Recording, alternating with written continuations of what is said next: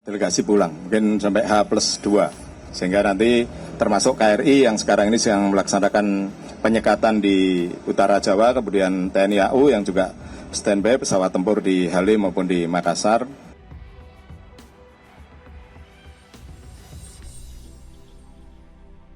Pasukan pengamanan ini dengan kekuatan 12.543 pasukan.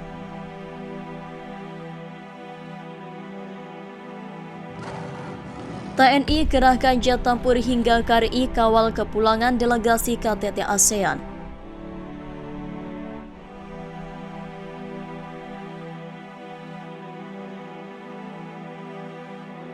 Mabes TNI bakal mengarahkan sejumlah pesawat jet tempur dan kapal perang Republik Indonesia KRI untuk mengawal kepulangan para delegasi KTT ASEAN ke-43.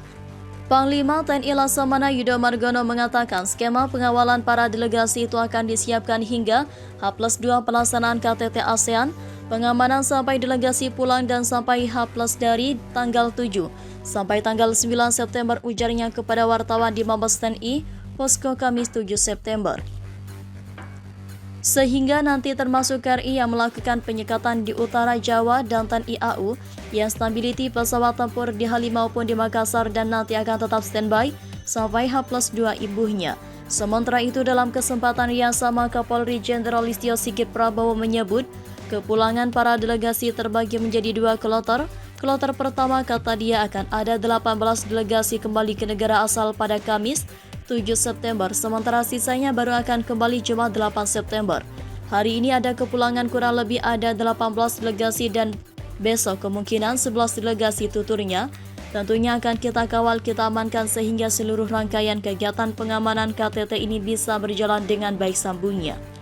Selama operasi pengamanan KTT ke-43 diketahui TNI mengerahkan total sebanyak 13.158 personel terdiri dari Kodam Jaya 4.661 personel, Pas Pampres 3.596 personel, Kopsud 1.288 personel serta Satgas Bandara atau Pelabuhan 1.123 personel.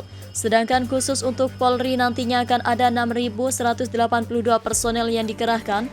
Personel itu merupakan gabungan dari Mabes Polri 1.624 personel, Polda Metro Jaya 3.918 personel, Polda Jawa Barat 320 personel, Polda Banten 320 personel. Selain itu, pameran penerbangan Athens Flying Week 2023 memamerkan beragam jet tempur terkini, termasuk F-35 Amerika, Rafale Prancis, dan F-16 berikut tampilan atraksinya. Kemudian, Panglima TNI Laksamana Yudo Margono menyebut jajarannya telah menindak 2 drone liar yang beroperasi di sekitar area pelaksanaan KTT ASEAN ke-43 di DKI Jakarta. Yudo menjelaskan keberadaan drone liar seperti itu memang merupakan salah satu potensi ancaman yang diantisipasi oleh tim gabungan TNI Polri. Ancaman yang sampai saat ini terjadi, ancaman dari luar tidak ada, yang drone tadi sudah berhasil diselesaikan. Sesuai laporan saat ini baru ada 2 drone yang berhasil diturunkan dari anti-drone yang dari Kopassus, kata Yudo dalam konferensi pers di Mabes TNI Posko Kamis 7 September. Yudo menjelaskan sedari awal kegiatan menerbangkan drone oleh masyarakat di sekitar venue KTT ASEAN merupakan hal yang dilarang. Oleh karena itu, ia mengatakan apabila masyarakat yang tetap nekat menerbangkan drone akan diturunkan paksa. Rangkaian acara KTT ke-43 ASEAN berlangsung di Jakarta Convention Center JCC, Jakarta pada 5-7 September 2023. Kegiatan itu dihadiri oleh pemimpin negara dari anggota ASEAN, negara observers, pengamat, negara tamu dan undangan negara-negara mitra ASEAN. TNI sendiri menurunkan 12.543 prajurit selama pengamanan KTT ASEAN. Sejumlah alat utama sistem persenjataan alutsista dari 3 matra juga diterjunkan untuk mengawal kelancaran pertemuan internasional itu.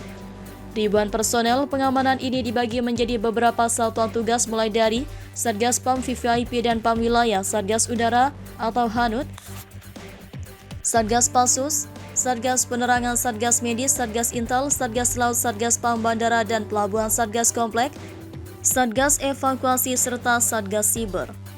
Selain itu, Mabes TNI bakal mengerahkan sejumlah pesawat jet tempur dan kapal perang Republik Indonesia KRI untuk mengawal kepulangan para delegasi KTT ASEAN ke-43.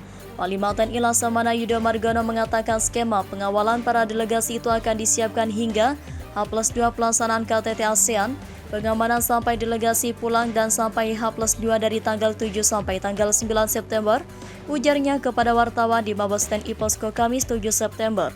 Sehingga nanti terkait KRI yang melakukan penyekatan di utara Jawa dan TNI AU yang standby, pesawat tempur di Halim maupun di Makassar dan nanti akan tetap standby sampai H+2 imbuhnya. Sementara itu dalam kesempatan yang sama Kapolri Jenderal Listio Sigit Prabowo menyebut kepulangan para delegasi terbagi menjadi 2 kloter. Kloter pertama kata dia akan ada 18 delegasi kembali ke negara asal pada Kamis 7 September, sementara sisanya baru akan kembali Jumat 8 September. Hari ini ada kepulangan kurang lebih ada 18 delegasi dan besok kemungkinan 11 delegasi tuturnya.